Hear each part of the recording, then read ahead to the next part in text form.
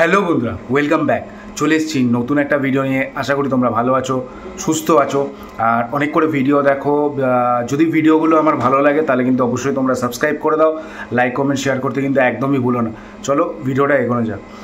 সবার ফার্স্টে বলি যে এখনও পর্যন্ত যেটা বলে এসেছি যে এখনও পর্যন্ত কিন্তু মরশুম শেষ হয়নি আইএসএলের।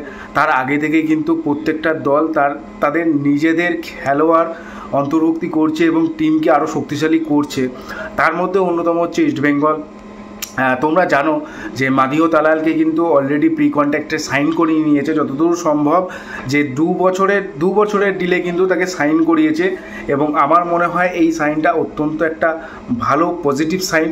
কেন মাদিও তালালের 26 বছর বয়স, ফ্রান্সের এবং মরক্কোর সিটিজেনশিপ আছে এবং পাঞ্জাবের হয়ে যথেষ্ট ভালো খেলেছে। পাঞ্জাব যেই পজিশনে আছে সেই পজিশনের থাকার পেছনে অন্যতম ভূমিকা হচ্ছে মাদিও তালালের।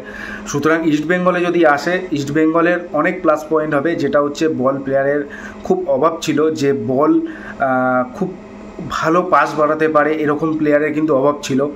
এবং তার সাথে গোল করার দক্ষতা এবং কোন সময় কাকে কোন প্লেয়ারকে বল দিতে হবে, বল সাপ্লাই করতে হবে, কোন মোমেন্টে করতে হবে, সেই সেন্সটুকুও কিন্তু অনেক বেটার। সুতরাং মাদিও তালাল যদি ইস্টবেঙ্গলের হয়ে খেলতে পারে, পাঞ্জাবে যেই ফর্মে আছে এবং তার থেকে যদি আরও বেটার কিছু দিতে পারে ইস্টবেঙ্গলকে, তাহলে কিন্তু ইস্টবেঙ্গল এবছর কিন্তু এএফসি কাপ খেলবে এবং আইএসএল আছে, আরও অন্যান্য টুর্নামেন্টও আছে। সেক্ষেত্রে সেই টুর্নামেন্টগুলো কিন্তু ভালো ফল করবে, এটা আশাবাদী অ্যাজ এ ইস্টবেঙ্গল সমর্থক হিসেবে। ইস্টবেঙ্গল কিন্তু ডিয়ামান্টোকসের সাথে কিন্তু কথাবার্তা প্রায় কিছুদিন আগে থেকেই শুরু করেছে এবং তাকে নেওয়ার জন্য কিন্তু ইস্টবেঙ্গল সবথেকে বেশি দৌড়ে আছে, যেটাকে বলা যায়। ভালো একটা অফার আছে ডিয়ামান্টোকসের কাছে এবং জর্জ পেরেরা দিয়াসকেও কিন্তু অফার করেছে, যথেষ্ট ভালো একটা অ্যামাউন্টের অফার করা হয়েছে। দুটো বিদেশির পেছনে ইস্টবেঙ্গল যাচ্ছে, আমি জানি না দুজনকেই কি সাইন করাবে বা ক্লেটেন সিলভাকে অফার করা হয়েছে, ক্লেটেন সিলভা কি আদৌ থাকবে। যদি ক্লেটেন সিলভা থাকে তাহলে অবশ্যই ভালো, কেন ক্লেটেন সিলভা যথেষ্ট ইস্টবেঙ্গলকে দিয়েছে 2-3 বছর ধরে। তার সাথে আমার মনে হয় ডিয়ামান্টোকসকে যদি নেয় যথেষ্ট ভালো একটা অ্যাটাকিং লাইন হবে। তার সাথে ডেভিড নন্দা, বিষ্ণু, সায়ন ব্যানার্জি এবং মহেশ তো রয়েছে অ্যাটাকিং লাইনে, আরও শক্তিশালী বাড়বে। এবং আরেকটা মাঝমাঠের প্লেয়ার দরকার, ডিফেন্সিভ মিডফিল্ডার।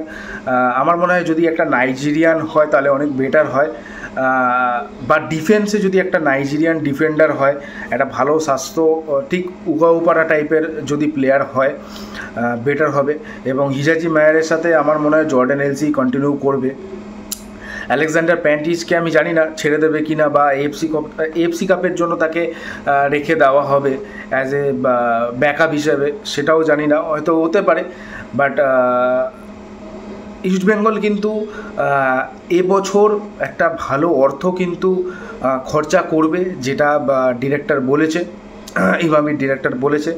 এবং মাদিও তালাকে কিন্তু 3 বছরের চুক্তিতে কিন্তু 3 কোটি তার মার্কেট ভ্যালু 2 বছরের চুক্তিতে যদি নেয় এবং ডিয়ামান্টোকসের প্রায় 5 কোটি টাকার কাছাকাছি আরেকটা যদি বিদেশি নিতে পারে, ডিফেন্সিভ মিডফিল্ডার টাইপের বা সেন্ট্রাল মিডফিল্ডার টাইপের একটা ভালো ফরেনার, ভালো স্বাস্থ্য আছে বা ভালো ট্যাকেল করতে পারে, একটু রাফ ট্যাকেল টাইপের প্লেয়ার যদি নিতে পারে, তাহলে আমার মনে হয় অনেক বেটার হবে ইস্ট বেঙ্গলের পক্ষে। আর যথেষ্ট ভালো ওয়েতে এগোচ্ছে এবং কোচ কার্লস কোয়াদ্রাত কিন্তু নজর রেখেছে। মাদিও তালালের সইটা কিন্তু কোচ কার্লস কোয়াদ্রাতের জন্যই কিন্তু প্রায় বলা যায় যে হয়েছে, তার ভূমিকা কিন্তু অনেকটাই ছিল। বাট এখন ফিঙ্গার ক্রস যে ডিয়ামান্টোকস বা জর্জ পেরেরা দিয়াজের থেকে আমি মনে করি ডিয়ামান্টোকস যদি ইস্টবেঙ্গলের হয়ে সাইন করে যথেষ্ট ভালো একটা নিউজ হবে। এবং আরও কিছু দেশীয় প্লেয়ার, রাহুল বেকের সাথে শোনা যাচ্ছে যে রাহুল বেকের সাথে কিন্তু কথা বলছিল, বাট রিসেন্টলি কিন্তু একটা জল্পনা ওঠে যে রাহুল বেকে কিন্তু কন্ট্রাক্ট এক্সটেন্ড করতে চলেছে। বাট এরকম এখন যে সিচুয়েশান, ইস্টবেঙ্গল কিন্তু আবার কথাবার্তা বলা শুরু করেছে এবং যথেষ্ট ভালো একটা পর্যায়ে গেছে, এইটুখানি বলা যেতে পারে রাহুল বেকে। এবং দেখা যাক রাহুল বেকে যদি আসে সে কতটা সেই তার জায়গায় থাকবে, কেন যথেষ্ট এজ হয়েছে। বাট বিনীত রায়কেও কিন্তু টার্গেট করেছে। ওভারঅল বলা যেতে পারে যে ভালো একটা প্লেয়ারদের দিকে কিন্তু টার্গেট করেছে ইস্টবেঙ্গল, এবং কিছু পুরনো ইস্টবেঙ্গল প্লেয়ারদের কিন্তু রিলিজ করে দিয়েছে বা করে দেওয়া হবে অলরেডি। তার জায়গায় কিন্তু ভালো প্লেয়ারদের আনা হবে, যথেষ্ট একটা পজিটিভ মুভ বলা যেতে পারে। জয় ইস্টবেঙ্গল। ভিডিওটা ভালো লাগলে সাবস্ক্রাইব করে দিও, লাইক শেয়ার কিন্তু একদমই করে দিও।